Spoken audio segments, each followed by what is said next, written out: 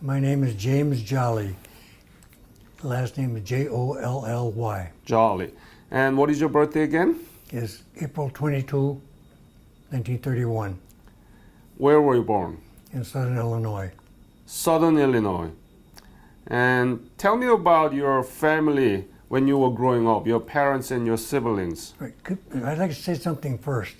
I have PTSD, and talking about Korea is a bit uncomfortable for me. In fact, I've never talked about Korea until I came here, and I met a young lady that worked here, a WDVA employee, and her name is Amber Nikolai, and she was, through her efforts, putting me on to work programs. It brought me to the point where I could talk to somebody about the Korean War. Mm-hmm. Amber's always been with me when I talk to anybody about the Korean War, and she would have been here today, but she's on medical leave at the present time. So you're going to be the first person I've ever talked to without her with me. Wow. So What's her name again? Amber Nikolai. Nikolai. And she's working here in this veterans home. She worked here for WDVA. She's on medical leave at the present time, or she would be here with me So you had this PTSD. How long did you have it? forever. Forever. Yeah. So you had that PTSD symptom right after you came back from Korea? Not right after I came back. It hit me about in 1973, and then I came here, and I met Amber, and she brought me out of it through her work programs that she put me on. I have done a lot of interviews with the Korean War veteran who had the symptoms of PTSD. So I know what it is, but I never know because I didn't have it myself. But I understand that how hard it is for you to talk about this because you can fear again that it will reattack you, right? No, I don't have any fear about anything like that. So can you tell me about what is your symptom, PTSD, and why do you think you have it? Well, I was at the Chosin Reservoir, and you know about that. Yep. And we'll get to that one during my story. But it's just a case of you keep dreaming about it all the time, every night, and it just never goes away. And one battle in particular where I lost most of my platoon in one fight. And So that awakens you in the middle of the night, right? yes, Ah. it does. Do you scream? Oh, no. No? Just waking up? Yes. You sweat? Not that I know of, no. And then it's hard to go back to sleep. Yep. So what do you do after you're woken? Just lay there and try to get back to sleep. So what do you think about that PTSD? Do you ever complain, why do I have this? And Well, back then, nobody knew what PTSD was. And even a lot of people still don't. So, they might have it, but they don't identify as PTSD, right? right. Yeah. I am so sorry to hear about that, but you are strong enough to deal with it. Well, that was what Amber did for me. She gave me the strength through her work programs to deal with this. Please tell her that I really appreciate what she is doing with other veterans on this. She has helped several other veterans, same as me. Yeah. She's a very, very good woman. So thank you for sharing that story with me up front in the beginning of this interview. And you told me that you were at the chosen few. You are the chosen few. Right. And I have done lots of interviews of those veterans who are at the Jangjin battle. In Korean, it's a Jangjin. Right, right. So I'm so glad to meet you. It's one of the most severe battle, the second largest casualties that has been produced among the battles during the Korean War. Right. So I'm so glad to meet you and thank you for your fight again. But let's go back to our talk and Okay. tell me about your family background when you're growing up there. Well, it's just normal growing up, I guess. And I joined the Marine Corps when I was 17. But how many siblings did you have? I had 6 siblings. 6. Yes, And are you the largest? I mean, the eldest? yes, I am. You are the eldest son. Wow. So tell me about growing up with the 6 siblings. Oh, gosh. It was kind of normal at the time, right? Just normal kids, you know. And we had our times, good and bad. And it's kind of difficult to So tell me about the school you went through. I went to Lapeer High School. Pear? Lapeer, Lapeer High School. In Southern Illinois? No, in Lapeer, Michigan. Michigan. Pierre, Michigan? Lapeer, Lapeer, Michigan. Lapeer. Lapeer, Michigan. And when did you graduate that high school? I didn't. I joined the Marines when I was 17. 17? Yeah. And When I was in 10th grade. tell me about, you learn anything on Korea in your school? Never heard of it. You never heard about it? Nope. They didn't teach about my great nation? No, they do not. Anything you knew about Asia? Knew very little about it. First I learned was when I was in the Marines, and they came out and told us one day we're heading for Korea. And And that's it. that was it. So why did you decide to join the Marine in the age of 17? You should have parents' approval to do that, right? Right. I had to have my mom's approval Why? because I was under 18. But why did you want to join the military and stop school? Because I'd always liked the Marine Corps, and I'd made my mind that when I was 17 I was going to join.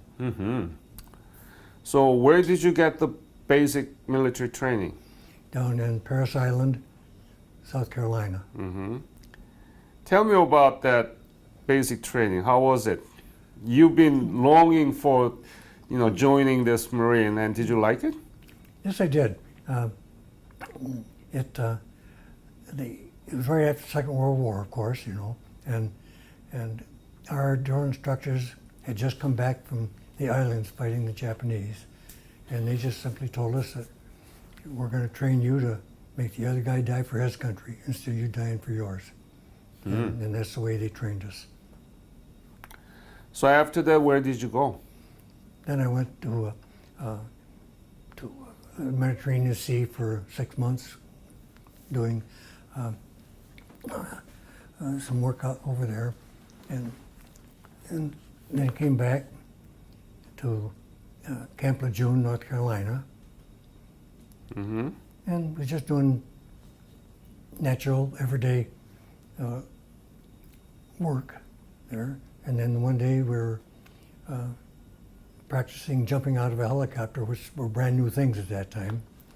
And that's when they told us that we were going to Korea. So when was it? They told us that right at the end of July, Of 1950? 1950. And then it took us till September to get there. And tell me about, how did you learn about the breakout of the Korean War? Where were you? You were in North Carolina, Lejeune, right? Right. And how did you come to know of it? That's when, like I said, when they come around and told us that we were heading for Korea, that there was a battle had broken out between the North and the South, and that we were going there to help the South. So what were you thinking? Are you excited or scared? Yeah, we were all excited because I'd already been for 2 years, so we thought we were prepared. What was your specialty? I was a machine gunner. Machine gunner. Wow. Were you good at it? Very good. And what was your unit?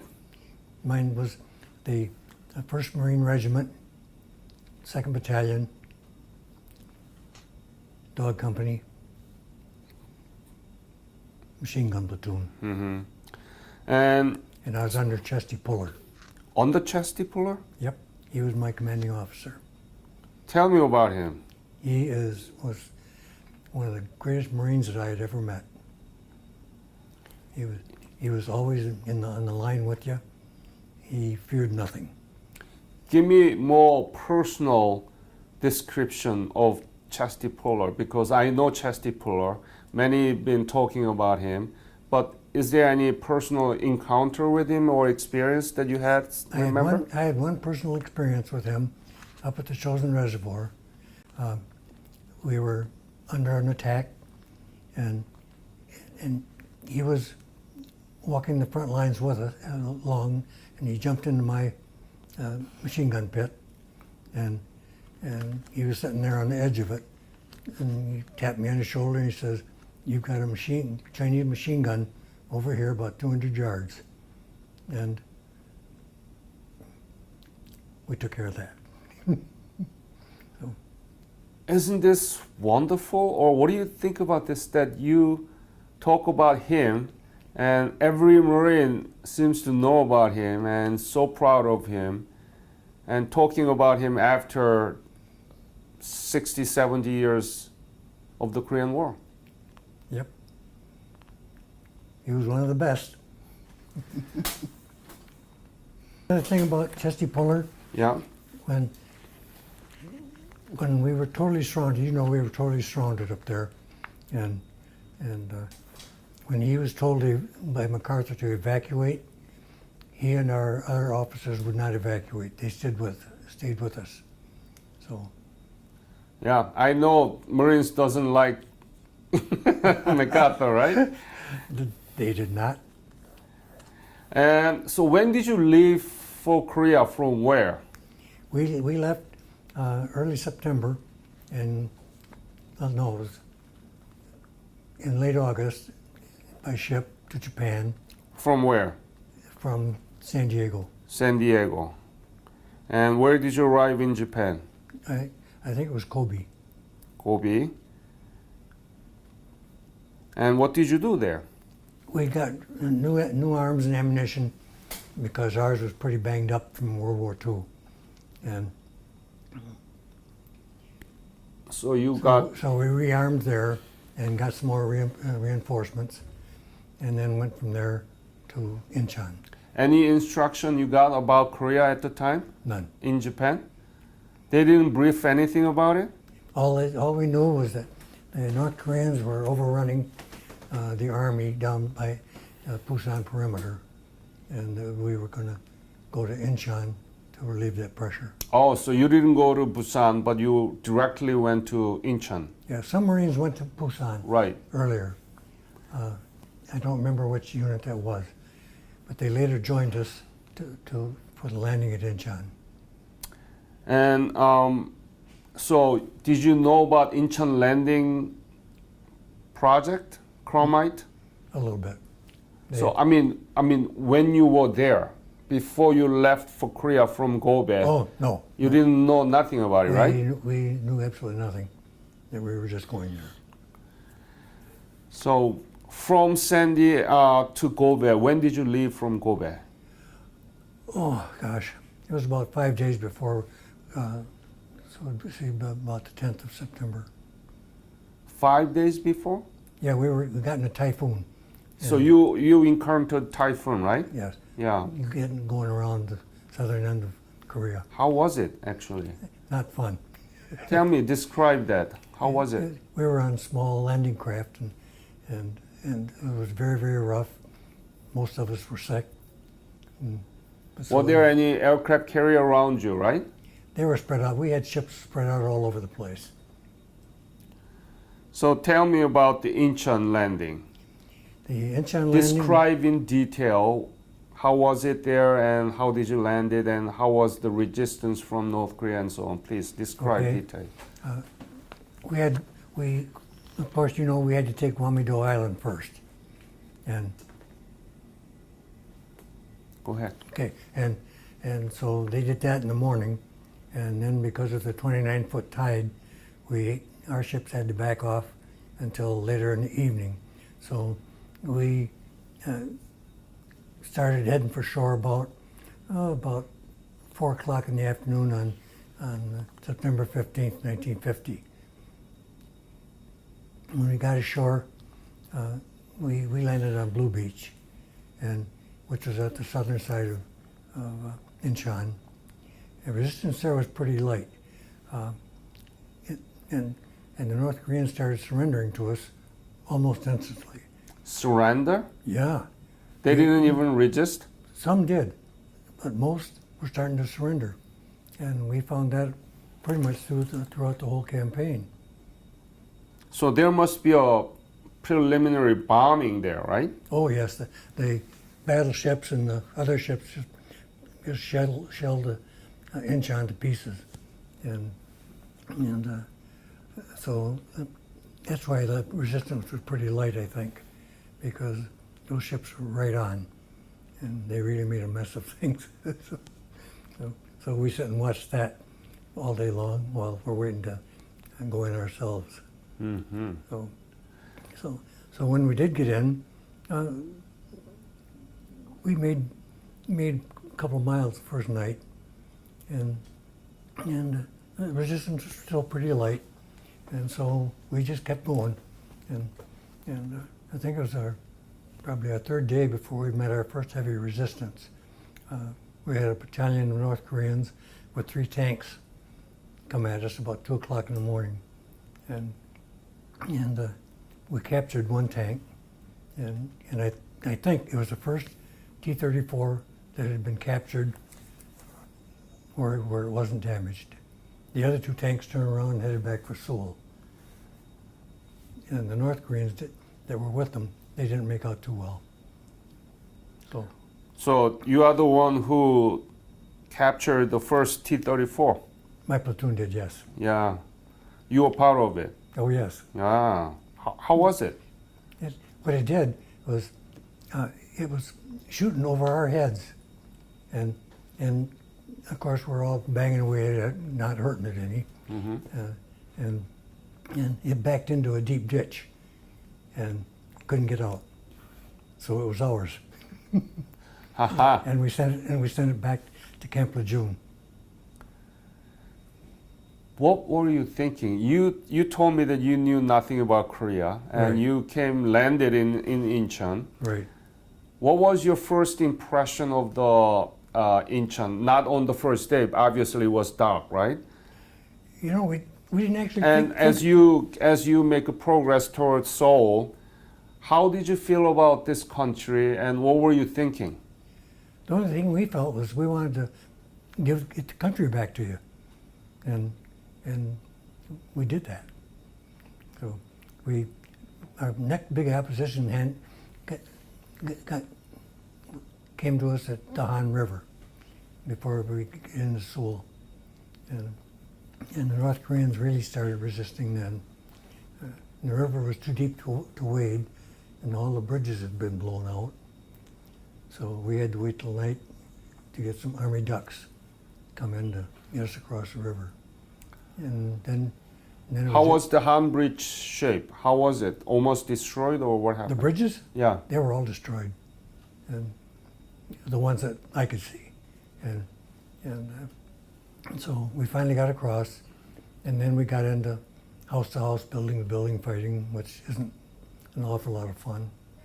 And then about the 29th of September, we had gotten all the way through Seoul, and the war was basically over at that time. There was no more shooting. North Koreans were surrendering like crazy. The ones that weren't were already headed to China.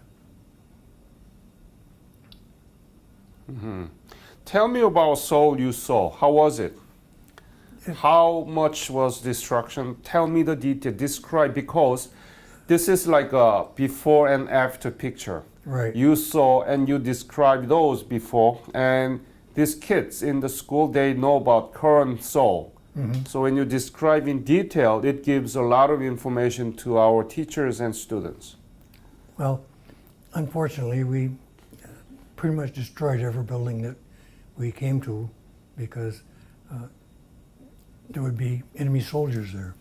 So it was easier to destroy the building, get rid of that, and I'm sorry to say that it was just pure destruction all the way through, and I know you've seen pictures of what it looked like, and so. How were there South Korean people or Korean people there in Seoul? Never saw anybody until after the shooting was over. Mm-hmm. They were all in cellars or wherever they went. I don't know. So, but I think it was the 29th that we finally made it through Seoul, and the shooting was all over at that point. Have you seen any modern Seoul Yes, pictures? I have. Yes, So, I have a book that your government sent me. Korea Reborn. Yes, excellent book. So, That was made by the MPVA, Ministry of Patriots and Veterans Affairs. oh, okay. It's like a VA office in the United States, and they also funding this project too. Oh, that's great. Yeah. Yes, that's So a great- tell me about it. The Seoul you saw in 1950 by the end of September, and the Seoul that you see now. It's just a beautiful modern city now, and of course I would like to have seen it in person, but I just can't, and Why not? I just can't get back there. I know that the government has offered free trips there, and but I just cannot. Why not? My PTSD has got me to the point where I just can't get there anymore. But you talk to me now about all those things. That was because of Amber Nikolai, and she was the one that gave me the strength to be able to talk about it when I met her here. So after this interview, you might have another strength to go there and see it in person. No, That may really put a final closure to it. nope, No? no. So tell me about the transformation from the rubble to now what you see. That was absolutely amazing. And then the next picture where it showed South Korea at night and North Korea at night, where South Korea was full of lights and nothing in North Korea, so, except around Pyongyang. Mm-hmm. And And it's still like that, I believe. are you proud about what that transformation has been made? Yes, I'm very. You people have done a wonderful job bringing Korea back. But because you gave us opportunity to rebuild our nation. Actually, you gave your own self the opportunity to rebuild, because it had to be you that done it. And, That's true. But we got rid of the North Koreans and the Chinese for you. So from there, after September 29th, where did you go? We got orders from MacArthur to advance to the Yalu River, to Manchurian Chinese border. Mm-hmm. So we boarded the ship again at Incheon and went around up to Wonsan, North Korea. When did you on the board ship back to Wonsan? I don't know the exact dates, but we got to Wonsan in sometime in October. And then we went from there up to the Chosin Reservoir. We didn't go all the way up to the Manchurian border because we'd already heard that the army on the west side of Korea was running into some opposition by supposedly Chinese. Mm-hmm. And of course we hadn't seen any of that yet. So Did you know that there were already Chinese soldiers? I mean, No. in general, the soldiers were aware of Chinese intervention? no. Not at all? No. Until you went up to... MacArthur didn't believe that there was any more than a couple thousand Chinese there. But our officers thought that maybe if we got past the Chosin Reservoir, we would be in an area where we could easily be beat up pretty bad. Because we only had 15,000 Marines up there. Yeah. And we were already spread out over 15 miles. And so they stopped us at the chosen reservoir. But when did you encounter first attack of Chinese? Our very first time with learning about Chinese was we got up one morning and heard some howling. There was over about a couple hundred yards from me, some Marines could see a couple of men in quilted clothing operating a radio out in the snow. And When was it? Remember? November? that was still in November. Middle November or end of November? Oh gosh, I don't know. I don't remember. But anyway, they wouldn't come in when our interpreters started hollering at them. They wouldn't come in, so they got shot. And when we went out to pick up the bodies, we found that they had been radioing, and the interpreters thought they were Chinese. And that was our first indication that we had any problems with Chinese soldiers. Mm-hmm. Later that night, we got our first attack. And they almost always attacked at 2 o'clock in the morning. Mm-hmm. That was, you could count on it. How was it? They always try to overrun you. And they did a few times. And it's just normal fighting. Were you able to see them crawling upon you? Yeah, their clothing stood out in the dark against the snow. And you could see them coming. So Can you describe how many? that first attack was against our company was probably about 2,000 Chinese. And how many were you there? I'm sorry, In your company, about how many? 350. 350. So you 300. Well, we had two companies that were fighting them. And Almost like a triple. Yeah. So, but they always did that. So what happened? What happened at that battle? Did they just withdraw, or Then after a while, they just withdraw and disappear back into the hills. And that's when we found out that we had been surrounded. where were you? Were you in Udamni, or where were you? No, I was at Coterie. Kodori. No, yeah. Udamni and another name, and we had another city up there, and I can't remember the name of it right now, between us and Udamni. And did you go up more, or did you stay all in Kodori?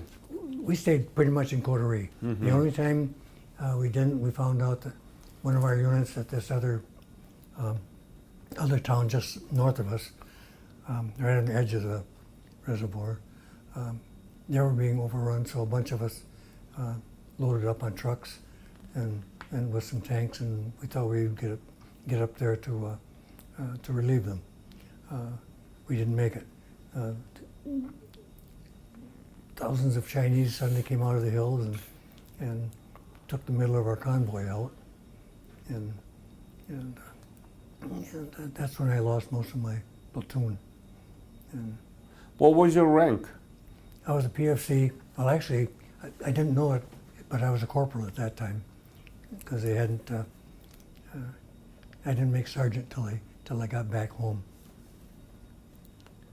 And did you see your platoon dying beside you? Yep, Did you see those? I do. What were you And thinking? and I still can.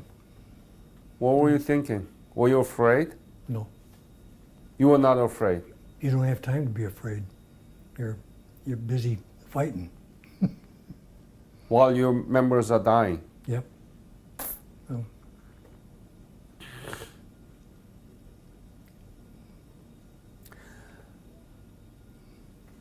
Everybody tell me about this winter, cold winter. it was very, very, very cold.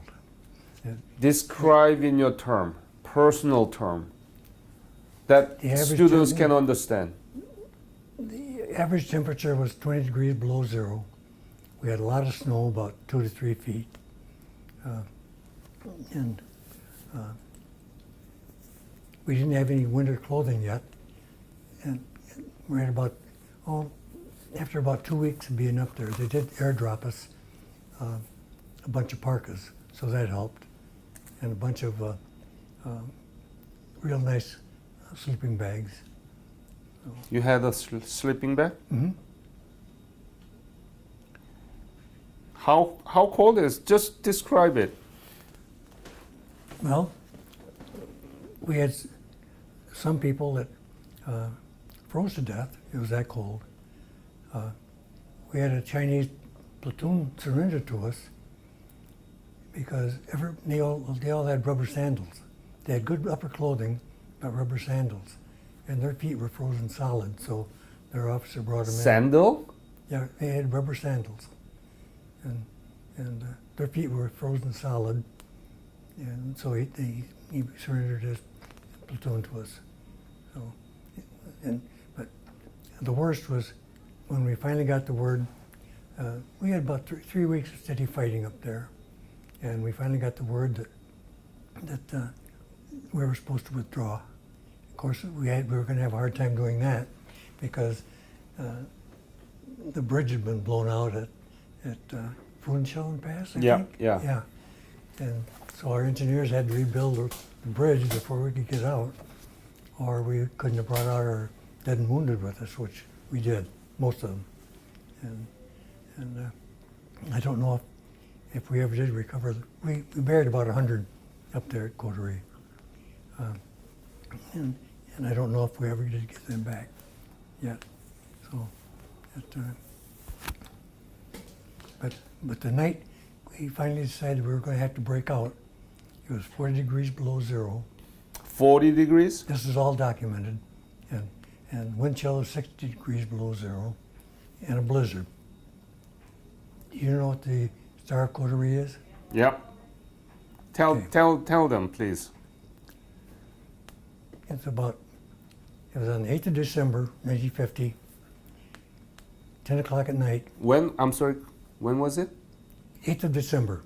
8th of December. 10 o'clock at night. Mm-hmm. And the clouds broke open enough that a single star shone through. And by that time, out of the 15,000 Marines, we had 3,000 dead, 6,000 frostbite, 5,000 wounded. And we all, when that star broke through, we all just thought it was a miracle and that God was going to lead us out. And he did. It was still a tough fight to get down to Hungnam, but it only took us 3 days to get down there after that. It gave us the strength.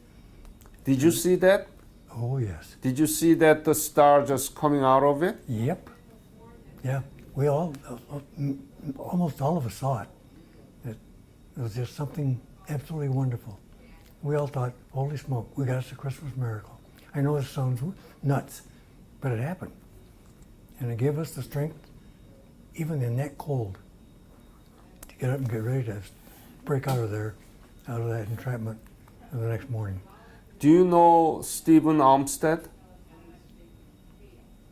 No, He was right there. How about Richard Carey? You don't know? No. Oh. We got in an awful lot of new replacements when we were up at Coterie. They were flown in. And so I didn't know half the people anymore. All my own friends were already gone. Do you know that there is a Jangjin Battle Monument in Quantico, Virginia? Oh, yes. Marine Corps Museum? Oh, yes. Tell me about when you see that star coming out of the cloud, did you have a hope that you could withdraw from there safe? You know, it took us a little while, and then all of a sudden, everybody's getting up about it, and all we could think about was, this is God's hand. He's going to lead us out of here. It was our Christmas miracle. So. Did you have a frostbite? Only on my ears and on my fingertips. Wow, you're lucky. Yes, I was. Yeah. So from there, what happened? Did you just went down to Hungnam?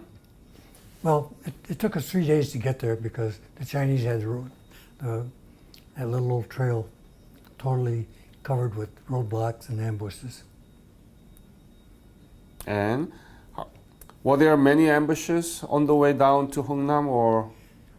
There was quite a lot until we finally got within about 5 miles of Hungnam, and the Navy opened fire and backing the Chinese off of us. So, What did you eat when you were in Kodori? believe it or not, I'm sure you heard the Tootsie Roll story.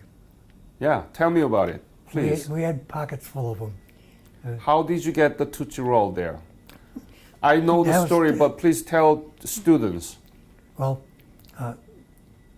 we didn't know what they were. We had ordered 60 millimeter mortar shells, and that was the code name for mortar shells, Tootsie Roll. Tootsie Rolls. Yeah. So we ordered many cases, and whoever got that, wherever those messages go, they sent us Tootsie Rolls. Many cases. Who? I don't know where the message went. Someplace in Japan, and when they dropped, we all went tearing out after our mortar shells, and all we had was Tootsie Rolls, and that was what we ate most of the time because our sea rations were frozen solid most of the time, Uh-huh. and the only way you could thaw them was put them against your stomach or against your body underneath your clothes. And that's not fun, putting something like that up against your body to warm up. And Tootsie Rolls they worked perfect. We had pockets full of them. Yeah. So that was a code name for 60 millimeter Mortar shells. mortar shell, and somehow that communicated to Japan that we want Tootsie Roll, Yep. and somebody actually sent the candy. They actually sent Tootsie Rolls. When I went to the reunion in San Diego, they gave us lots of Tootsie Roll too. Still, okay. that Tootsie Roll company actually donating for that. Oh, yes. The Tootsie Roll company did well on that because that went worldwide when it happened. Did you think that you were going to survive there? We'd already been, when we were at Kodori, we finally had all the Marines back from those other two towns, and we'd already been told that our chances of getting out of there was 0 to none. 0 to none. 0 to none. So what were you thinking? You thought that you were dying there? We all thought we were going to be staying there, and then that night when we decided we were going to try to break out, when our little star came out, and it gave us enough strength to go again. Were there army unit there? There was a 10th Corps. yeah, but it was the 31st Regimental Combat Team, Army, but there was 3,000 of them, but 3,000? Yeah, but they got overrun and were nearly totaled out. And we were able to rescue about 300 of them off the ice at UDAMNE. Yeah. I'm sure you know about that unit. So all the Marines, did they know that MacArthur put 1st Marine and 8th Army apart, and then Chinese flanked them out, right? Yep. Did you know that at the time? No, we did not. And not until we got some of those Army guys off the ice, and that's when we found out what had happened to them. Uh-huh. So you came to Hungnam, right? We made it down to Hungnam or whatever it is. Mm-hmm. How was that situation there? Were there many North Korean defectors or They weren't refugees? defectors, they were refugees. We had about 100,000 of them, nearly. I think it was 98,000. But we got them loaded aboard ship before we loaded, and got them headed back for South Korea. Tell me, describe that how many refugees, how was the situation, how desperate they were to be in the ship, and how was it inside of the ship? Well, I never got on the ship where they put them, but I know that they were very crowded, and those people were desperate because the Chinese were shooting them down. The North Koreans, they were shooting down the North Koreans, and they were desperate to get out of there, and of course they loaded us onto different ships, so I never knew what happened to them after that. So after that, did you go to Busan or? Went back to Busan, and we got new replacements and new weapons, and put us back on the line at, I think it was the Naktang River. It was where the Chinese were stopped, and so we started all over again there. But so how many dead and how many wounded out of Jangjin battle, and out of total what? Well, out of that 3,000 soldiers, most of them died. No, whole Marine. How many were there? We had 15,000 Marines up there. Yeah. We had 3,000 dead, 5,000 wounded, and 6,000 frostbite. That included many of the wounded also. We only had about 3,000 to 4,000 able-bodied Marines left. How many? We only had about 3,000 to 4,000 able-bodied Marines left out of that 15,000. You are one of them. Fortunately. so we got back down to Busan and fixed up again with new equipment and all that. Got up to the Naktang River and started north again. And Where did you go from there? it was just, I never knew all of the towns or anything like that. It was just day-to-day battles with the Chinese, and I got my first hit. I got hit the first time when we had just taken Hwangsong. Hwangsong. Or we'd taken a ridge just north of Hwangsong, and we were still headed trying to get to the 38th parallel. And Were you wounded? yes, Where? in the face. In your face. Yeah, my machine gun got jammed, and I crawled out of the foxhole to try to unjam it. And I was laying up beside the machine gun, and the bullet went in my face and came out my back. When was it?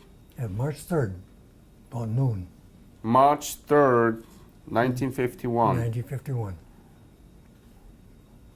And so what happened? Did you go I went to a MASH unit for about a month, and then they sent me back to the lines. again? Yeah. Where were you? I can see Yeah. any scar there No, I've had several operations on the face. in your face. And it was a very small hole. It didn't mess up nothing.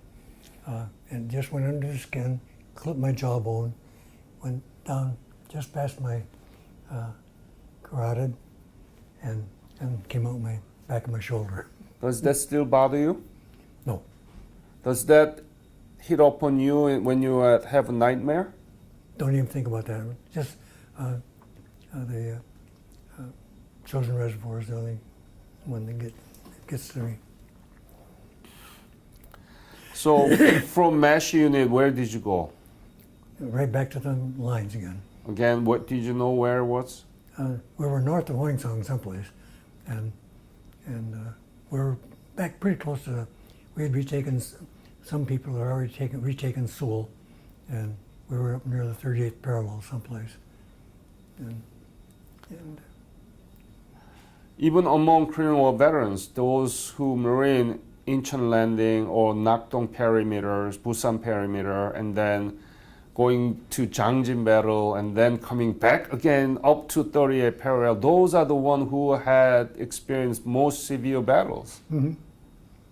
What did you think about that now? I mean, the country you never knew before, and you had to fight. no, I was just proud that I was there and that I did it.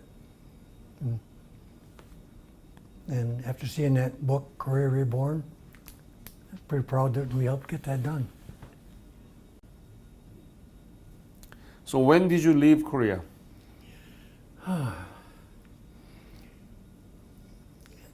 It was late August or early September of 1951. And when you left Korea, had you ever thought that Korea would become like this today? Actually, I didn't even think about it.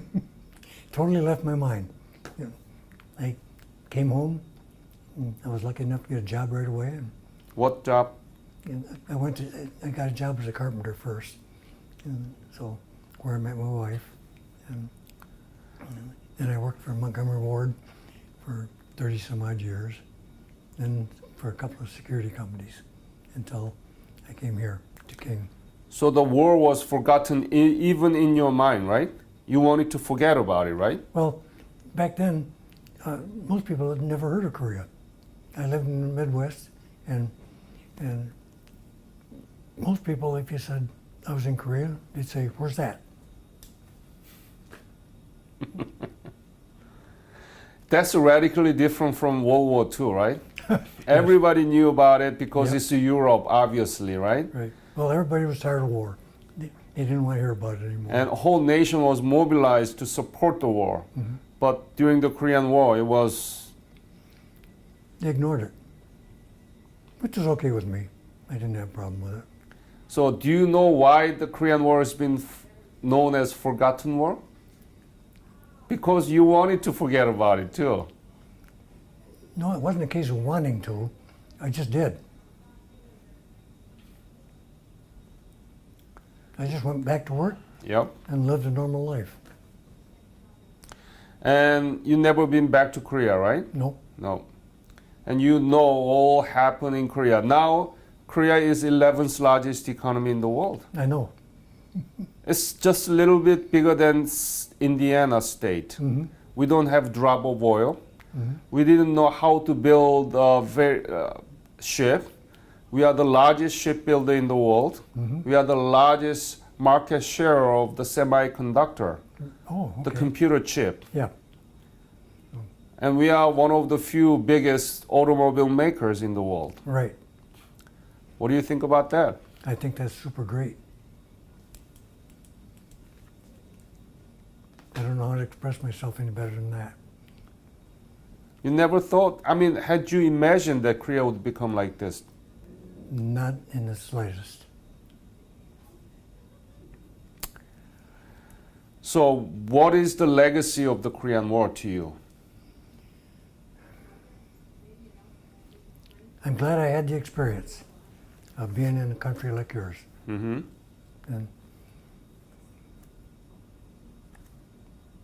And thankful that I was able to help you people get back on your feet. Yeah. Unless you deter the communist attack, we couldn't build our nation like this today.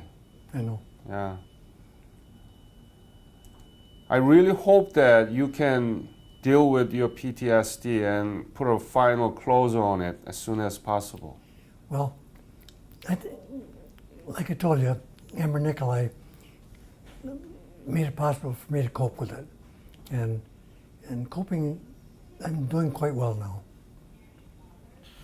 Mm-hmm. Many of them who had a PTSD about to lose their wives because they just woke up in the middle of night and began to scream, and somebody's began to hit their wives, but they didn't recognize it. That didn't happen often, I don't think so. Mm-hmm. You hear about it once in a while, and that makes the news. So you got the Purple Heart? Oh yes, How many? 3. 3. So where were you wounded again then? I had a slight wound on the leg, and When? Right after I got back on the lines from that first one, and then I got a mortar fragment in the shoulder. Mm-hmm. Nothing serious. I really appreciate, and I want to thank you for your fight for the Korean nation on behalf of Korean nation. Well, I appreciate that very much, Dr. Han.